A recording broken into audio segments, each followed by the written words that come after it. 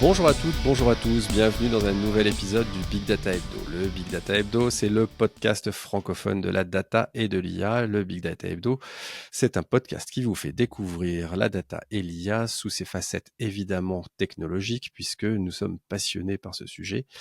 Et dans le Big Data Hebdo, on a le plaisir souvent d'accueillir un invité, et c'est à nouveau le cas aujourd'hui, et surtout on est d'autant plus content quand c'est un invité qui revient, puisque l'invité que vous allez avoir avec vous aujourd'hui, c'est Nicolas Corchia, qui est de la société Indexima, et nous avions eu le plaisir de l'entendre déjà lors de l'épisode 126, où il était venu nous parler d'Indexima. Et bien sûr, les sociétés évoluant, les produits évoluant et les contextes dans lesquels ils doivent travailler évoluant. Il a quelques nouveautés à nous faire part qui sont très très adaptées aux nouvelles modernes data stack dont on parle tous les jours. Salut Nicolas, comment ça va? Salut Vincent, ça va très bien, merci pour l'invite. Et je suis ravi de venir partager effectivement des choses à tous ceux qui ne connaissaient pas encore Indexima et ceux qui connaissent déjà Indexima ou qui croient le connaître. Vous allez apprendre pas mal de choses normalement. Excellent. Excellent. Pour ma part, avant que Nicolas se présente, je vais me présenter pour ceux qui débarqueraient sur ce podcast. Je suis Vincent Huchling, je suis le fondateur de ce podcast et j'ai fondé ce podcast il y a une dizaine d'années. On a enregistré plus de 200 épisodes. Et quand je n'enregistre pas un podcast, j'accompagne mes clients pour les aider à construire et à mettre en œuvre les produits data et IA qui vont développer leur business. Nico, est-ce que tu peux te présenter brièvement, même si les plus curieux d'entre nous pourront avoir sûrement une présentation beaucoup plus longue en réécoutant l'épisode 126, mais est-ce que tu peux te présenter brièvement ton parcours en quelques mots et comment est-ce que tu es arrivé à faire Indexima? Alors en quelques mots, moi je suis ce qu'on appelle un data geek, hein. J'ai fait des maths avant de commencer mon expérience pro.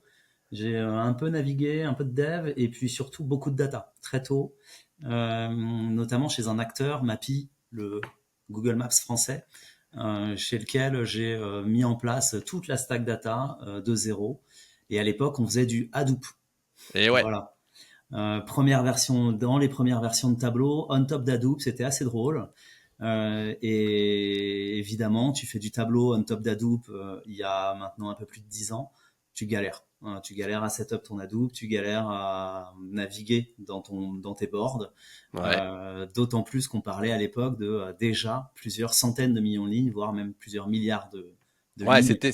c'était l'un des rationnels forts sous Hadoop, c'était le fait de dire qu'on pouvait monter à des centaines de millions de lignes. Malheureusement, il fallait bien les faire passer dans le tuyau et Hadoop n'était pas quand même reconnu pour sa célérité de capacité à sortir de la data et à faire des requêtes SQL au travers de Hive pour donc les plus anciens d'entre nous, puisqu'on est quelques-uns à avoir vécu ces années du début de la dernière décennie sur le sujet, avec le sujet Hadoop, et on en a tous un petit peu chié, pour être très clair, C'est clair.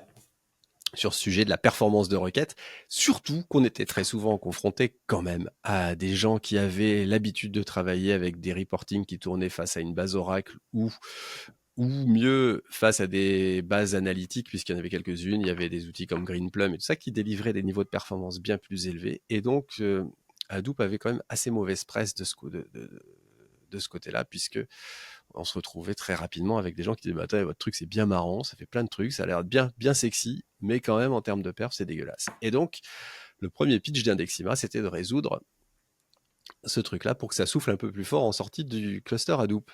Tout à fait. À l'époque, chez Mappy, on joue, on se casse les dents, on cherche des solutions autour de ce qui s'appelait Spark SQL in memory. C'était important que ce soit in memory à l'époque. Et au final, comme on n'a rien trouvé d'intéressant, eh bien, on a conçu une solution qui nous a permis d'avoir le beurre et l'argent du beurre, à la fois ton Hadoop qui plaît aux techos et qui est capable de cruncher des grosses volumétries de data, parce que voilà, Hadoop était là pour ça, et quand même assez robuste.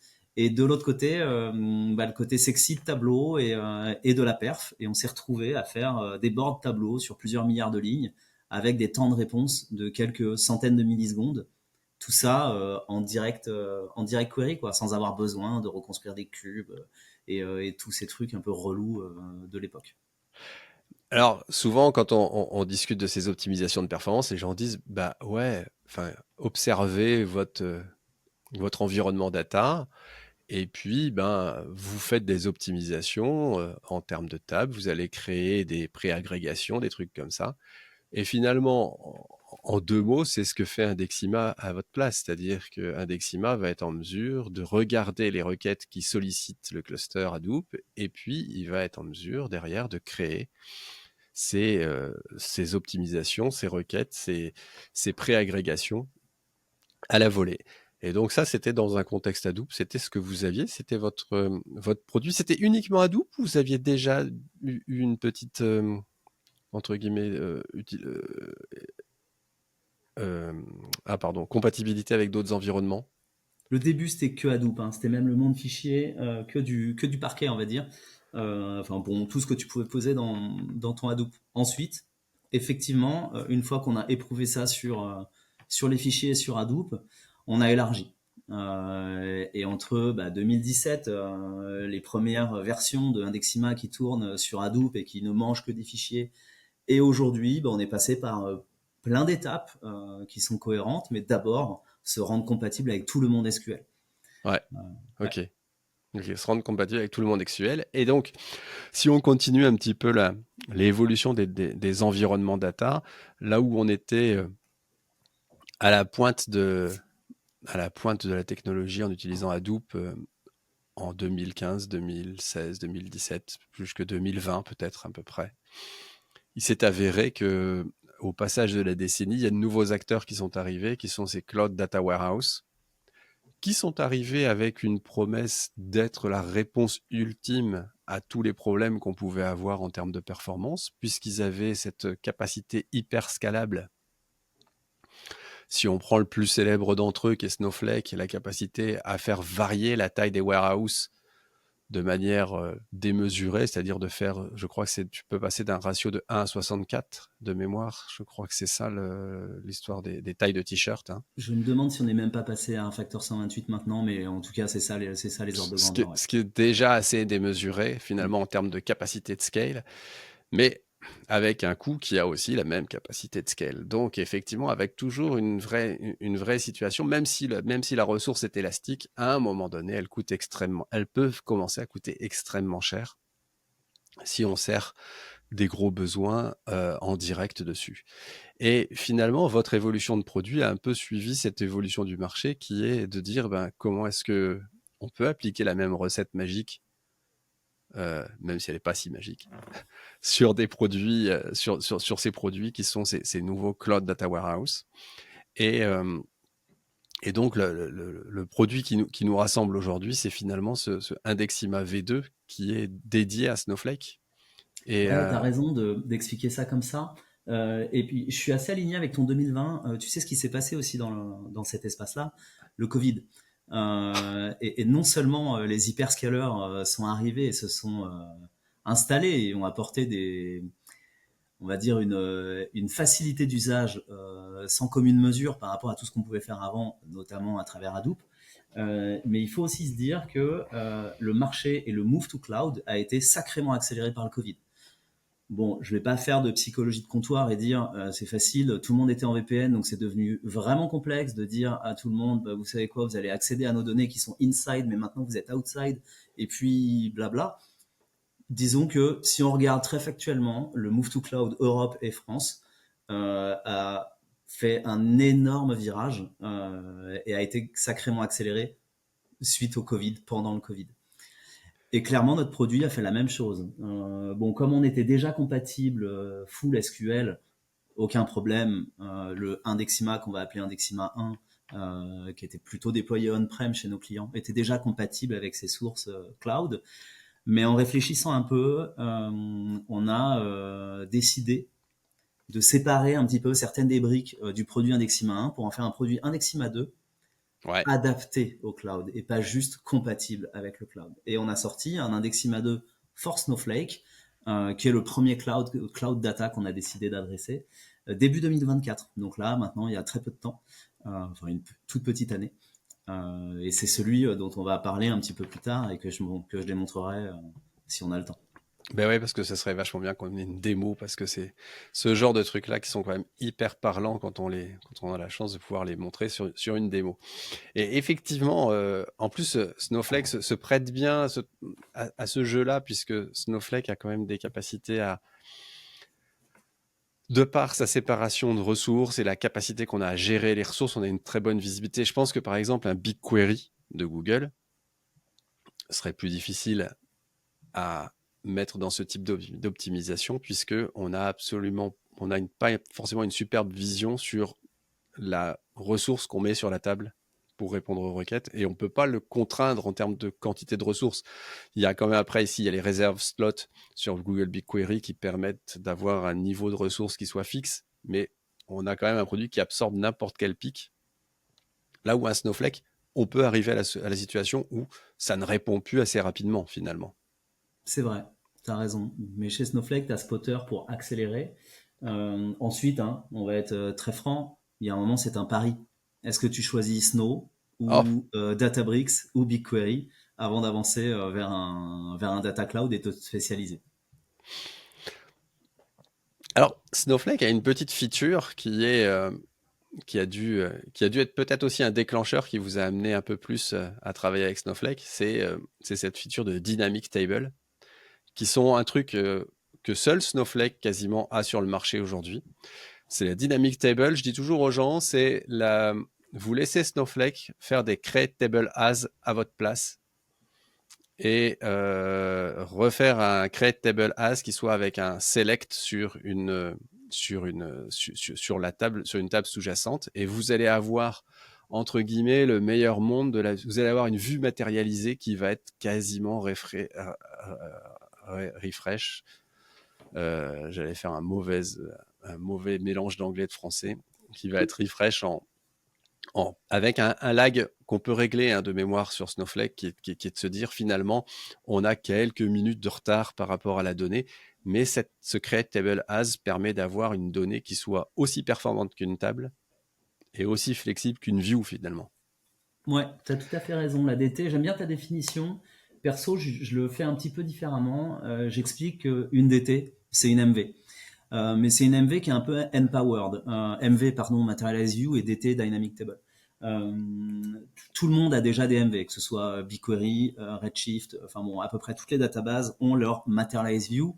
Pour rappel, pour tout le monde, une Materialize View, c'est une vue, mais dont le contenu est recalculé et matérialisé très régulièrement. Voilà. Et plus la gestion du différentiel, c'est-à-dire ce qui n'est pas encore calculé, comment je fais, je vais le chercher en live. Et souvent, ce je vais le chercher en live, c'est le détail qui vient un peu tout casser, parce que il peut avoir un impact perf très fort. Mais voilà, une DT, c'est une MV, mais un petit peu enhanced. Disons qu'elle a au moins deux features qui sont clés par rapport au MV. La première, c'est cette définition de target lag dont tu parlais. C'est une MV, mais qui ne promet pas d'être Mm. tout le temps à jour. Elle se Voilà. rafraîchit selon une fréquence, selon un contrat que tu as signé avec Snow. Tu peux définir un target lag de 5 minutes, d'une heure, de 24 heures, comme tu veux. Et ce target lag, bah, c'est un contrat que tu signes avec Snow qui te dit, si tu as mis un target lag de 5 minutes, Snowflake t'assure que ta dynamic table sera à jour avec un différentiel de maximum 5 minutes par rapport à la data source. Et en fait, ce petit target lag, ce contrat que tu set up avec eux et qui est respecté, hein, merci Snow, et ben en fait change tout. Parce que tu ne te retrouves plus à avoir du résiduel que tu dois recalculer on the fly quand tu interroges ta structure, ta DT. Ouais. Et le deuxième élément, c'est que en fait une DT, bah, finalement derrière c'est un stream chez Snowflake, et du coup ça supporte tout le SQL en Ouais. incluant les jointures. Exactement. Et la jointure est souvent le parent pauvre dans les MV, puisqu'il y a beaucoup de moteurs, et Snow en fait partie, pour lesquels la Materialize View ne supporte pas la jointure. Ouais. Il Et y en je a crois d'autres. que Hein. à la différence du Materialize View, il y avait aussi des fonctions temporelles qui sont supportées quand on est dans une dynamic table, qui ne sont pas supportées dans une, dans une vue matérialisée, pardon. Et ça aussi, ça fait une grosse différence de ce point de vue-là. Et donc, c'est clairement un truc qui, vous voulez améliorer vos performances, faites des dynamic tables. Oui, clairement. Et nous, on utilise la Dynamic Table pour un besoin très particulier qui est le besoin de pré-agrégation, mais en fait, il peut être utilisé pour énormément de choses. Et finalement, presque, euh, derrière chacun de vos modèles sémantiques, on pourrait se dire que le layer d'exposition qui se trouve collé à votre layer sémantique devrait être matérialisé à travers une DT sans avoir besoin d'être traité à travers des différents pipelines, que ce soit avec DBT, Talend ou autre chose.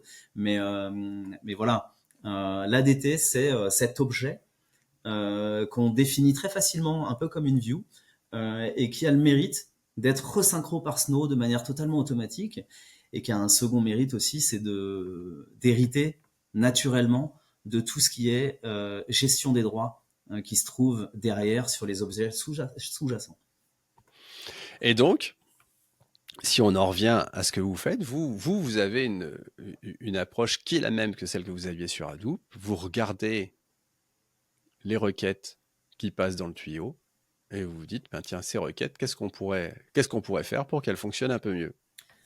C'est exactement ce que fait le moteur Indexima. Il le faisait déjà comme ça sur Hadoop, puis sur toutes les databases, puis aujourd'hui sur Snow, de la même manière qu'on le faisait sur Hadoop et autres databases. Mais si je t'explique un petit peu comment on fait, en fait, nous, on est dans le monde de la BI. Et on aime accélérer quel type de requête, quel pattern de requête, les requêtes qui viennent des outils de DataVis, les group by. Parce qu'au final, une DataVis, c'est quelque chose qui est destiné à un être humain. Et puisque c'est destiné à être un être humain, au final, une data vise, c'est destiné à un être humain, et puisque c'est destiné à un être humain, finalement, on est à peu près certain, sauf si la data vise est designée de manière un peu spéciale, que ce qui va être rendu de manière graphique est du small data. Bah ouais. Puisque c'est du small data, pour répondre aux questions de cette data vise, très probablement qu'en vrai, des éléments de small data vont être suffisants pour répondre. Et du coup, mais bon, j'invente rien, on le sait tous, hein, entre une data vise, un tableau, un Power BI, un Omni, un MicroStrat, peu importe, et une data source. Mais quand je parle de data source, je parle de la raw data, hein, la data très fine. Qu'est-ce qu'on fait tous depuis des décennies? On met un layer entre les deux. On l'appelle layer d'agrégation, layer d'exposition. On utilise des cubes, on utilise des MV, des DT, ou même les extracts des solutions de DataVis. De manière générale, dans une stack BI, il y a l'outil de rendering, Tableau, Power BI et Ouais. autres, le layer d'agrégation, le layer d'exposition, et la raw data. Ce que fait Indexima, c'est regarder ce dont a besoin l'outil de DataVis et il vient calculer ce layer intermédiaire, ce layer d'agrégation de manière totalement automatique. Avant, ce qu'on faisait, c'est que ce layer, on le mettait in memory chez nous. Alors quand je dis chez nous, sur les instances Indexima qu'on déployait on-prem chez les clients. Quand on est dans Snowflake, ce qu'on fait, c'est qu'au lieu de mettre ces objets in memory chez nous, on les laisse dans Snowflake et on utilise l'ADT. Ce qui fait qu'on hérite de tous les avantages du fait de ne pas avoir copié la donnée puisque ça reste dans votre warehouse, dans votre database et dans votre Snowflake. On hérite des droits, on hérite de toute l'authentification. Et en fait, le moteur Indexima n'est là que pour faire l'intelligence de je comprends de quoi tu as besoin, je construis des objets dans ton Snowflake pour répondre à ce dont tu as besoin. Ouais. Et sincèrement, à ceux qui pourraient dire, non, mais alors attendez, c'est super simple, je vais prendre mes 5 requêtes les plus consommatrices et puis je vais les optimiser. Ouais, très bien, vous pouvez faire ça, vous pouvez faire ce qu'on vient de dire vous-même, mais ce qu'il y a de très certain, c'est que vous allez avoir un lag super important et à peu près le lag le temps qui va vous être nécessaire pour arriver à combler ce trou. Vous aurez les gens qui font du Power BI qui auront inventé un autre trou qu'il faudra combler. Et donc, vous allez toujours être en retard d'un moment avec de la surconsommation. Et puis aussi, paradoxalement, c'est pas seulement que de surconsommer, c'est de faire que des requêtes qui répondent lentement. Certes, ça fait tourner de la CPU plus longtemps chez le cloud provider, mais ça génère de l'insatisfaction pour vos utilisateurs. Et ça, c'est aussi un autre point. Le temps de réponse, quand on clique, quand on veut faire un drill down dans un dashboard, c'est clairement un truc qui a son intérêt. Alors, c'est, comme on l'a vu dans un précédent épisode, c'est l'intérêt d'avoir basculé ce podcast à un format vidéo, c'est que quand on a un produit comme ça peut être visuellement impactant, c'est quand même vachement bien si on peut se faire une petite démo. Alors, tu as une petite démo phare que ceux qui étaient présents, je pense, au salon, Big Data Paris. au Big Data Paris, merci. Récemment, là où on s'est rencontrés la dernière fois, ont pu voir et qui m'avait vachement marqué. Et donc, je te propose de nous montrer ça si tu veux bien.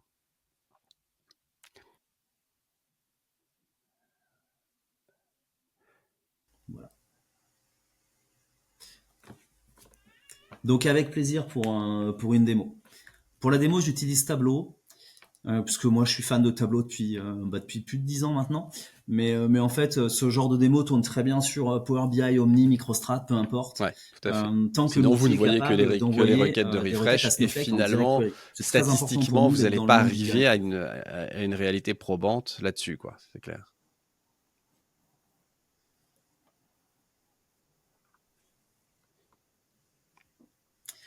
Exactement, on peut accélérer Voilà. les extracts, mais c'est pas là qu'il y a le plus gros intérêt, parce que finalement les extracts qui sont faits sont souvent faits une fois par jour, peut-être même une fois par heure. Là, on parle d'accélérer vraiment l'ensemble des requêtes pour un ressenti immédiat et puis surtout être au plus près de la freshness de la Ouais, data. Si on a un c'est clair. target lag de 5 minutes, bah, on est sûr que les dashboards ont au pire 5 minutes de retard par rapport à la data source. Bon, dans la démo, hein, je suis sur le driver. Bon, mon board là sur mon laptop est connecté en direct query à Snowflake, et puis je suis évidemment sur le driver natif de Snow.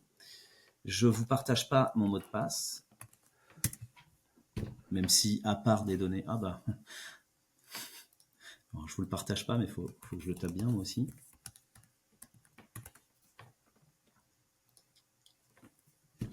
Donc c'est parti, première connexion. Bon, on le sait tous, un dashboard à la première connexion, notamment sur Snow, sur un Snowflake qui est endormi parce qu'il n'est pas forcément Ouais, utilisé toute la c'est journée chez clair. moi. On n'en tient pas compte. On va dire c'est le temps d'ouverture du dashboard. C'est pas ça qui va nous intéresser pour de vrai dans la démo. Même si en réel, une fois que la démo a tourné, je peux fermer le dashboard, le réouvrir. Pour le coup, vous verrez, il serait instantané aussi. Mais voilà, on va pas tenir compte et on va laisser un petit peu de chance à Snow, à Tableau pour setup leur connexion entre eux. Et on va, maintenant que le board est ouvert, discuter un petit peu de la data. Alors cette data, qu'est-ce que c'est? C'est de l'open data. Ce sont Ouais, les données de disponibilité des Vélib à Paris, des Vélib à New York.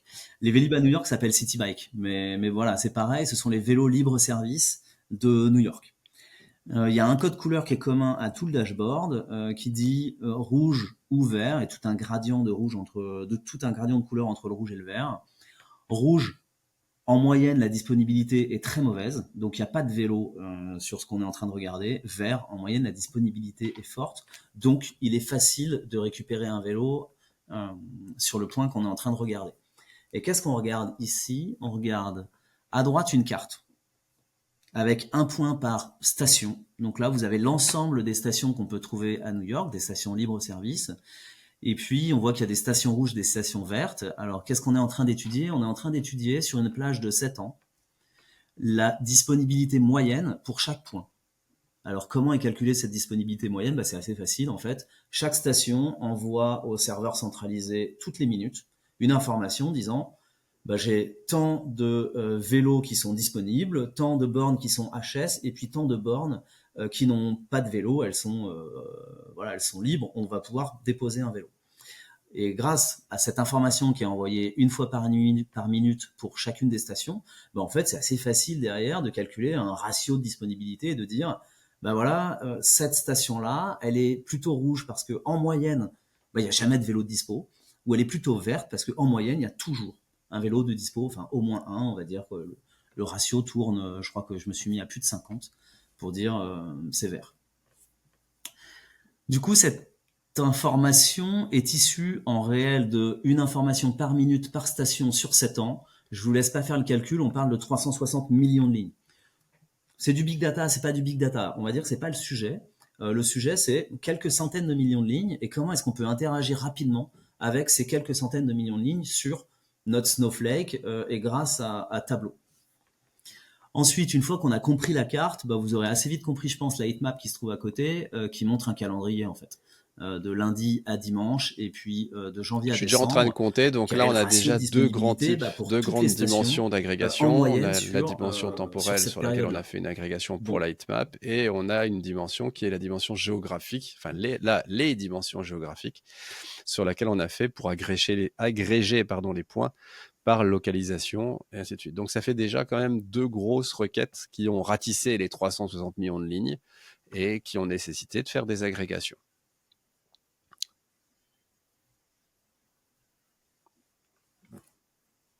Exactement. exactement. Plus les quelques requêtes qui tournent pour aller chercher les informations de filtre ou de disponibilité de ratio global. Et puis en bas, selon le même principe, là c'est une vision à l'heure. Est-ce que la nuit, il y a beaucoup de vélos dispo et est-ce que entre midi et 13h, il y en a moins? De manière assez cohérente, on sait interpréter tout ça. Mais tu as raison, là on va retrouver même une troisième requête un peu grosse. Toutes ces Ouais. requêtes, et puis déjà, regardons un peu la data, quoi. Qu'est-ce qu'on voit? On voit autour de Central Park, les stations sont rouges. Donc globalement, les gens utilisent pas mal les vélos autour de Central Park, là où au sud de Manhattan, on voit que en moyenne, les stations sont plutôt vertes, c'est-à-dire qu'il y a un ratio de disponibilité moyen qui est plutôt bon. Et puis on voit autre chose assez rapidement, qui est assez cohérent aussi, hein. En avril, quand on est en pleine tempête de neige à New York, il y a des vélos de dispo. En août, quand il fait beau et que les oiseaux Ouais, chantent ouais, et puis que c'est potentiellement même les amusant. Hein. New-Yorkais sont Ouais. partis en vacances, et C'est assez globalement, il y amusant a hein, parce assez peu de vélos qu'effectivement, la dispo parce que les saisonnalité, gens on voit sont vraiment sur les deux vélos. pics Tout ça, c'est de cool et puis c'est assez disponibilité facile. super forts qui sont Pardon. avril et novembre, qui correspondent à des moments où la météo est assez pourrie, quoi, finalement. Ouais.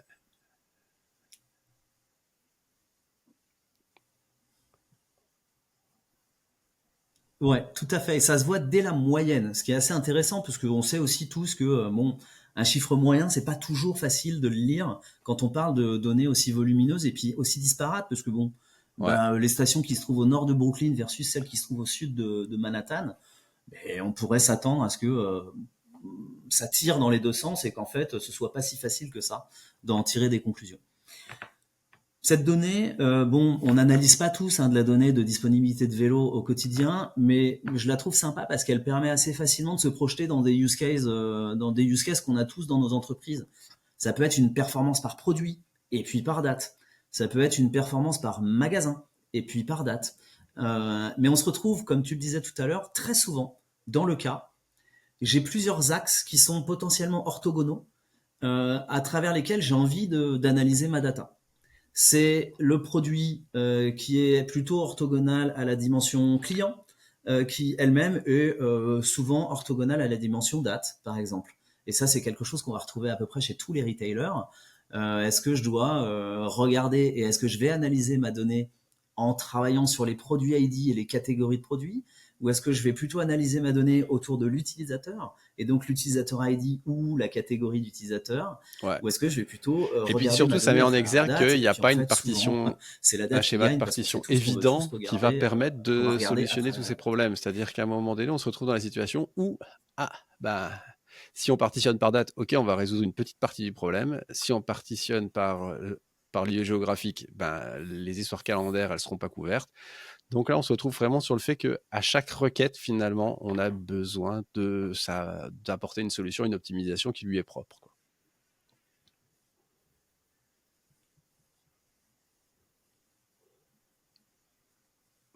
Tu as tout à fait raison. Là, nous, on a fait un choix sur cette donnée. Je vais t'expliquer comment on a fait ce choix. Mais on a fait le choix que sélectionner quelques stations ID sur la droite soit hyper rapide. Et merci Snow, effectivement, avec le choix qu'on a fait, ça va vite. C'est top. Donc là, je suis quand même en train de scanner, ou en tout cas On en fait des train de sélections jouer de carrés avec d'un kilomètre par 360 un millions de kilomètre à lignes, peu près, à et tout on voit bien casser, et qu'on est puis dans tout de l'instantané, suite ça c'est-à-dire, refresh, je fais des mais ça sélections, refresh dans et un puis ça temps va vite, super quoi. acceptable parce que finalement on a un temps de calcul, j'essaie de voir avant que Snowflake ait fini de répondre.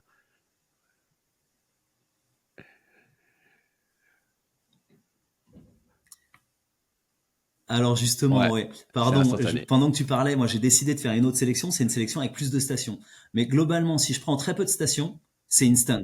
Et on ira regarder si tu veux les logs de snow un peu plus tard. Mais globalement, si ma sélection est petite, ça va aller très vite. Si ma sélection est grande, ça va prendre plus de temps. C'est super cohérent. Pourquoi ça fait ça? Ben, on a décidé nous de partitionner par station ID. Et Mm. pourquoi on a décidé de partitionner par station ID? Mais notamment parce qu'en fait, derrière ce modèle-là, j'ai un modèle en étoile, avec une table de faits dans laquelle j'ai toutes les informations par minute qui sont remontées pour chaque station, et puis une table de dimension à côté, qui est sur les stations, en fait, et qui me permet de positionner la station, d'avoir un nom de station, d'avoir une taille de station, c'est le nombre de bornes de la station. Bon, ce partitionnement me permet de répondre rapidement si je m'intéresse à une sous-partie de mes stations ID. Ce partitionnement, lui, est problématique dès que je joue avec la date. Donc, potentiellement, si je jouais aussi avec une catégorie qui n'a rien à voir avec la station ID, par exemple, la catégorie utilisateur. Et c'est super standard. C'est vraiment un problème qu'on rencontre tout le temps dans les équipes data. Et d'ailleurs, qu'on soit en one big table ou pas, c'est qu'est-ce qu'on va faire? On sait qu'on veut analyser cette data selon des axes qui sont orthogonaux. Ouais. Partitionner en fonction des deux familles d'axes, ben, ça marche pas. Parce que ça va être les deux premières colonnes de partition qui vont servir à quelque chose et qui vont permettre d'accélérer. Donc face à ça, bah, de toute façon, je suis un peu coincé, quoi. Alors on n'est pas tout à fait coincé. Comme on est dans Snowflake, et comme tu l'as dit tout à l'heure, Snowflake a une capacité d'auto-scaling, enfin même de scaling tout court, qui est énormissime. Là, je suis sur un Snowflake small. Donc ma requête qui, lorsque je clique sur joint, mais je pense qu'on est à 10-15 secondes, bah, j'ai qu'à passer en médium pour qu'elle soit à 7 secondes, et puis en large pour qu'elle descende à 3 secondes, et puis en extra large pour qu'elle descende à 1 seconde, 2 secondes, ce qui va être suffisant C'est ce pour que j'allais dire. contenter J'étais en mes train de compter le utilisateurs. nombre Mais de bon, crans j'aurais que fait tu avais grimpé. Effectivement, x8, x16 sachant que en coût aussi. le small est déjà à 8 dollars de l'heure, si je ne m'abuse. Je crois le crédit à 8 dollars.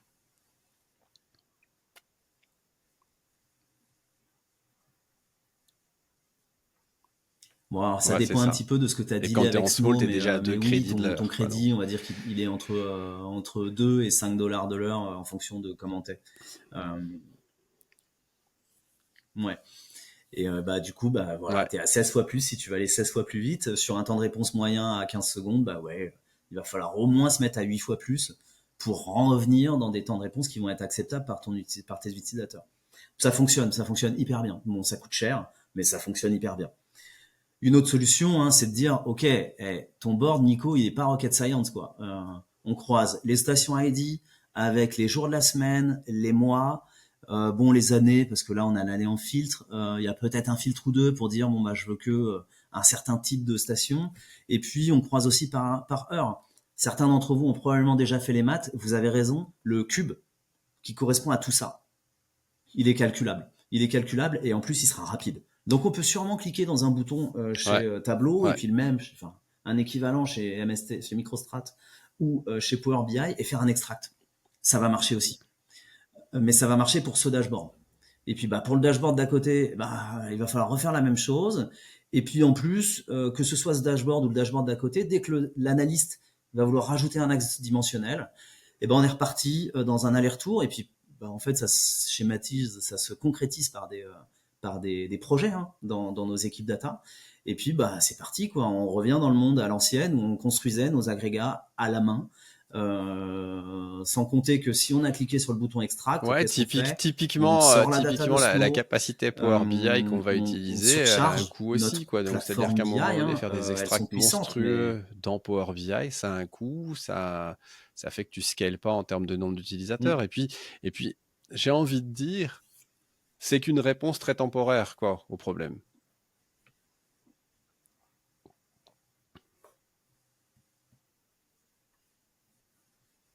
c'est ça. Elle est temporaire et puis tu t'ouvres un peu de dead data, j'ai envie de dire, de dead technique data, qui est, bon, bah après tu ouvres la boîte de Pandore. quelle est la fréquence à laquelle je vais rafraîchir mes extracts, et puis comment je vais cadencer mes 200 extracts, parce qu'au final, tu en auras fait au moins 200 sur ta plateforme Power BI, et comment je vais faire pour scheduler ça pour que tous les matins, à la bonne heure, tous les extracts soient à jour. Je suis sûr que ça, c'est des problématiques qui parlent à tout le monde. Bon, du coup, ces deux options-là, en fait, elles sont faisables, et c'est déjà ce qu'on fait tous depuis toujours sur nos stacks. On copie une memory ou on construit des agrégats quelque part, mais bon, c'est pas scalable, ça coûte cher, et moi j'ai quelque chose d'autre à vous proposer, quelque chose qui tournait déjà bien sur Hadoop et puis qui tourne de manière encore plus intégrée sur Snow. Let's go dans ça voudrait dire quoi de brancher Indexima là-dessus? Alors en fait, c'est assez simple. On va retourner dans notre connexion.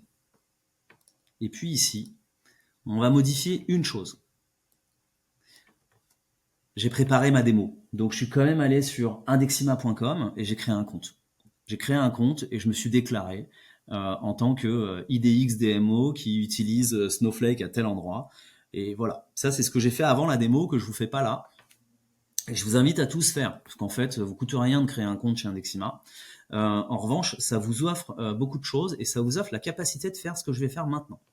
Donc, si vous connaissez Snow, vous savez qu'on est tous en account.snowflakecomputing.com pour se connecter à notre Snowflake. Mais en fait, à la place de account.snowflakecomputing.com, vous allez faire account.sf.indexima.io. C'est la seule modif qu'on fait. Alors, qu'est-ce que je fais quand c'est cette modif? En fait, je rajoute un rebond réseau chez Indexima, chez sf.indexima.io pour être précis, avant d'aller dans mon Snow. Et c'est là toute la magie de cette Indexima intégrée à Snowflake. Plus besoin de changer de driver, de changer d'utilisateur, tout ce qui est authentification reste le natif, et puis même en fait se passe avec Snowflake et absolument pas avec nous. Et je retourne dans mon dashboard. Je voulais pas être blessant, mais et là, normalement, Vincent, tu me dis, ouais, cool Nico, mais ton dashboard n'est pas plus rapide.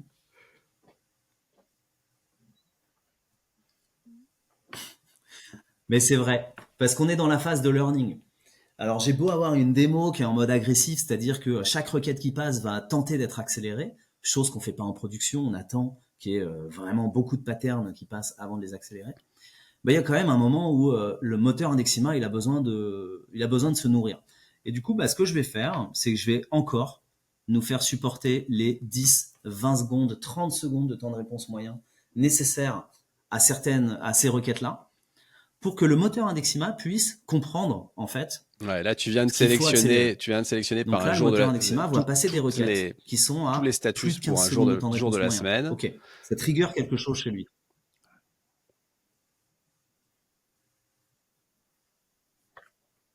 Exactement. Et je vais faire pareil là, sur un mois. Pas de magie. C'est toujours la même chose. Voilà, et c'est reparti. On rescanne les 360 millions de lignes. Passe-plat entre Snowflake et le tableau desktop. Et il n'y a rien qui est modifié sur ce qui se passe. Et c'est exactement les mêmes choses que ce qui était répondu auparavant.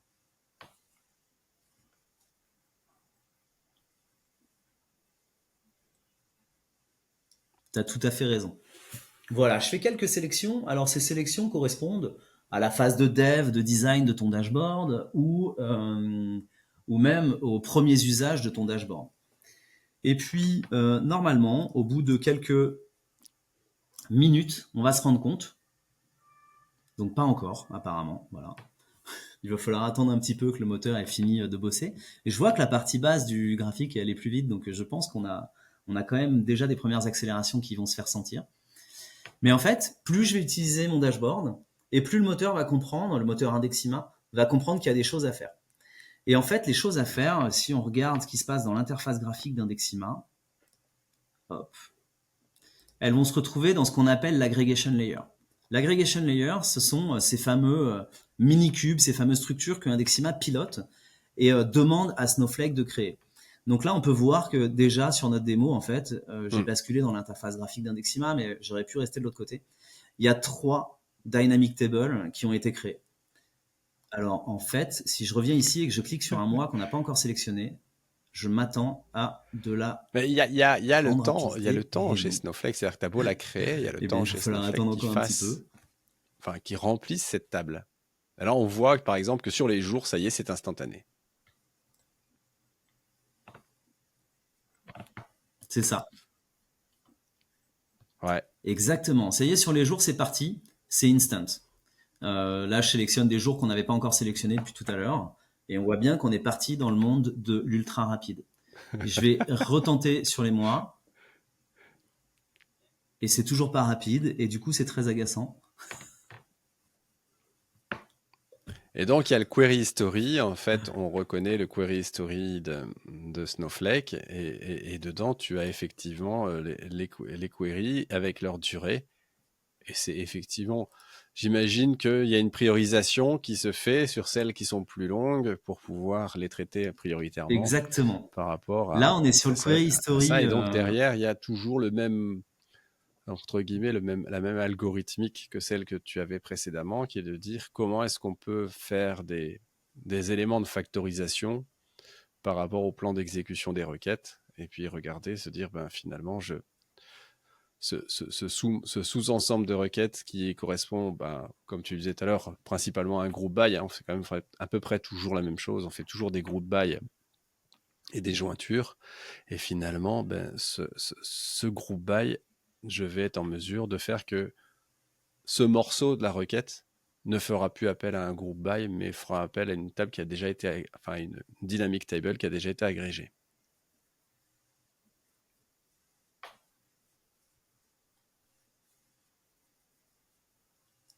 Ouais, tu l'as très bien dit. Et là, on voit bien dans le query history les premières requêtes de la démo qui étaient lentes, hein. On a subi 4 secondes, 3 secondes, 17 secondes, 20 secondes de temps de réponse, de temps d'attente. Ce sont les requêtes qui étaient purement forwarded. Et puis ensuite, on a commencé à rentrer dans le monde de oh tiens, il commence à y avoir des requêtes qui utilisent des dynamic tables, la DT 881, la DT 882. Et là, on est dans un monde de temps de réponse qui n'a plus rien à voir. 200 millisecondes, 213 millisecondes, 219 millisecondes, on est dans l'ultra rapide. Et plus on va avancer dans l'usage d'Indexima, plus en fait, bah, les requêtes vont se retrouver à être accélérées, c'est-à-dire des requêtes qui vont durer moins d'une seconde. Et votre aggregation layer, lui, il va être vivant, il va bouger comme ça pour s'adapter à vos usages. De la même manière que vous feriez des cubes, des extracts, des agrégats. Sauf que ces cubes, ces extracts, ces agrégats, en fait, se font de manière totalement automatisée par un robot, hein, le robot Indexima, qui écoute votre trafic en continu et qui, du coup, bah, a le mérite d'être exhaustif. C'est-à-dire que chaque nouveau pattern de requête qui passe va se retrouver accéléré par le robot.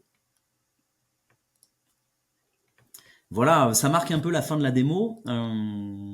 Si tu veux, je peux partager des slides pour expliquer ce qu'on vient de faire dans la démo, mais je pense que c'était assez parlant tel qu'on est là. Ouais, c'était super parlant. Attends, enfin, je pense qu'on on a bien compris et j'aime pas le terme magie, en fait, je l'ai utilisé plusieurs fois parce qu'il n'y a pas de magie. Il y a juste quelque chose qui est. On dit souvent que l'IA est un truc qui va permettre de faire que les tâches rébarbatives et pénibles puissent être faites automatiquement par l'IA. Et là, on est en plein dedans, puisque finalement, cette algorithmique que vous avez, elle va faire le même boulot que celui que tu faisais quand tu étais data engineer et que tu étais devant ton cluster Hadoop pour dire ben, comment est-ce qu'on va réussir à optimiser le temps de réponse. C'est la même chose qui finalement est automatisée et qu'on a vu, il n'y a personne d'un point de vue humain qui peut être susceptible de faire ça aussi vite.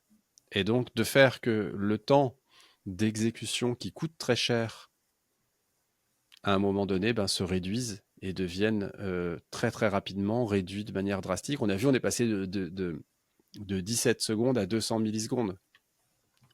Donc, c'est très sincèrement quelque chose de très simple. Alors, là où c'était un peu difficile pour vos précédents clients sur Hadoop, il fallait installer un produit on-prem et ainsi de suite. Ça devient beaucoup plus simple. On ouvre un compte chez Indexima et tu disais tout à l'heure que le premier compte, il est gratuit puisqu'on peut commencer à travailler avec Indexima de manière gratuite et accéder à votre produit. Et puis, très rapidement, derrière, ce compte va se connecter à l'instant Snowflake et va être capable de répondre soit en direct, en pass-through direct quand il n'a pas encore fait d'optimisation, ou alors d'activer l'optimisation Exactement. super Le rapidement. premier compte est gratuit et même, en fait, c'est encore plus simple que ça. Si tu consommes moins de 10 000 requêtes par mois, ça reste gratuit. On sait bien que tout le monde a envie de son temps d'évaluation et bon, bah, en fait, si vous déployez une ou deux data viz sur Indexima, ça restera gratuit, peu importe la durée pendant laquelle vous l'utilisez. Nous, ce qui nous importe, c'est effectivement de réduire les factures Snow, mais en fait aussi, de manière un petit peu, sans être prétentieux, le vrai driver chez nous, c'est de réduire l'empreinte compute qui se cache en dessous. Parce qu'en fait, quand tu attends Ouais. une requête, quand tu attends la réponse à une requête, ce qui se passe, c'est que c'est des serveurs qui bossent. Et ces serveurs, bah, c'est du compute. Ce compute, il t'est refacturé, donc évidemment que bah, plus tu utilises de compute ou plus tu attends, plus ça t'agace ou ça te coûte cher. En réel, ça veut aussi dire que bah, c'est autant de CPU qui chauffent. Et Indexima est là aussi Mm. avec toute la modestie qui se cache derrière. Indexima est là en fait pour réduire votre empreinte carbone. On sait qu'avec les data viz, on a de l'usage récurrent. Bah, faisons en sorte d'optimiser cet usage récurrent et utilisons des robots. Et en l'occurrence l'intelligence d'Indexima, hein, qui est un layer qui est très très léger en termes de compute de notre côté. Mais utilisons ces robots pour dire bon bah voilà, il y a des patterns et ces patterns là, pour les accélérer, il suffit de créer ces 2, 3, 4, 50 structures d'agrégation in between qui vont faire que derrière, globalement, ça va plus vite, ça coûte moins cher, mais surtout, ça a une empreinte carbone qui est beaucoup plus faible. Excellent. Non, mais enfin, en plus c'est vertueux, quoi. C'est-à-dire qu'effectivement, au-delà, moi j'allais dire, il y avait effectivement ce temps de réponse, il y avait cette réduction de la CPU, et puis il y a aussi le fait que les gens deviennent plus efficaces parce que ils ont un truc qui répond plus vite, quoi. Aussi, c'est un vrai sujet d'adoption de Je ce point vois de que le vue-là. layer a changé, donc il a fallu au moteur peut-être un petit peu plus de chauffe que ce que j'espérais pour la vidéo. Mais maintenant, si je me promène sur les mois, voilà, on revient. On est dans un monde Ah ultra bah là, rapide, c'est on ça. est maintenant dans Et là, je peux l'instantané, quoi. C'est sélectionner ça. plusieurs Donc, mois. Je peux m'amuser à rajouter aussi un jour comme ça. Et en réel, on voit bien qu'on retrouve ce qu'on a envie de retrouver dans une data vise type tableau, c'est je clique, j'ai ma réponse. Et pour avoir ouais, cette réponse ultra ouais, ouais, rapide, ouais. il n'y a pas eu besoin de dev, donc pas de délai de mise en œuvre. Il n'y a pas eu Ouais, ouais. besoin de scaler notre Snowflake. En fait, on pourrait même le downscaler maintenant qu'on va vite. Il a suffi juste d'un peu de bon sens, c'est-à-dire je regarde les patterns et puis sur ces patterns de requête, je crée les bonnes structures côté Indexima, enfin côté Snowflake en l'occurrence. Ouais, je reprends un peu les métriques que tu nous avais données quand on préparait cet épisode. J'avais noté effectivement qu'un extra small, ça coûte à peu près sur une requête. On était à 144 secondes dans l'exemple que tu donnais dans ton deck là, et avec une moyenne à 50 secondes, ça faisait que ça coûtait 2 dollars par heure. Et si on voulait descendre à 3 secondes de moyenne de temps de réponse, il fallait passer un extra large. Mais là, on passait de 2 dollars à 32 dollars par heure. Et ça pour le coup C'est à ça. la fin faites les maths, il y a 750 heures dans un mois. Donc, on fait rarement de la requête 24-24, mais c'est clair qu'à un moment donné, ça a des impacts très très rapides. Et les ROI sont rapides à faire, quoi, en fait. Les ROI sont rapides à faire et puis tu rajoutes l'effet levier aussi qui est en fait nos Snowflake qui sont en auto-scaling parce que vous le savez ou vous le savez pas, mais en fait il y a des mécaniques hyper smart et hyper intéressantes chez Snow. Vous avez un warehouse Snowflake en medium. Si ce warehouse se retrouve surchargé parce qu'il y a beaucoup de concurrence d'usage, bah, sous réserve que vous ayez bien configuré votre auto-scaling, ce warehouse va se multiplier par 2, puis par 3, puis par 4, puis par 5, pour pouvoir absorber le pic de charge. Tout ça, ça va se réduire aussi de manière automatique, magique, Ouais. parce que ça nous permet d'éviter d'avoir des files d'attente énormissimes, etc. mais ça veut aussi dire que votre médium, il est multiplié par 2, donc il vous coûte 2 fois plus cher, puis par On 3, est puis par d'accord. 4, puis par 5, sur On ces est périodes d'accord de charge qu'effectivement, aussi. c'est le corollaire de de ce côté assez sympa de l'adaptation directe. Écoute, c'était super. J'étais ravi qu'on puisse faire cet enregistrement avec cette démo de ton produit là. Où est-ce qu'on peut te suivre, Nicolas? Écoute, je parle un petit peu sur LinkedIn, beaucoup moins que toi, mais en réel, le mieux à faire, c'est d'aller sur indexima.com, de créer un compte et de brancher vos boards. Et vous verrez bien. Ensuite, vous entrez en contact avec l'équipe ou pas. Mais Ouais, ouais, testez la magie. Ajoutez votre sf.indexima.io à la place de ouais, votre c'est clair. snowflakecomputing.com. Il est fort probable que si vous avez déjà quelque chose d'une time sensible, vous ayez directement une réduction de votre footprint sur Snowflake. Ça, c'est clair. Écoute, Nicolas, je suis ravi qu'on ait fait cet enregistrement, qu'on ait trouvé le temps de le faire, parce que je sais que toi, comme moi, on a des journées qui sont un petit peu chargées ces derniers temps. Euh, je te remercie. J'espère que cette année 2025 qui s'ouvre devant nous va te permettre de pouvoir continuer à développer le produit. J'imagine que vous avez déjà d'autres plateformes en vue. Et, et ben, on se reparlera à cette occasion.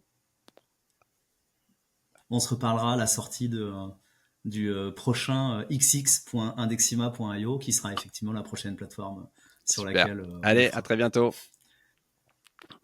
Salut, merci Merci d'avoir beaucoup, à écouté ce Big bientôt. Data Hebdo jusqu'au bout. On espère que vous avez passé un bon moment à l'écouter, un aussi bon moment que nous avons eu à l'enregistrer. Et d'ici le prochain épisode, continuez à utiliser vos données et faites-le bien. À très bientôt. Pas mal.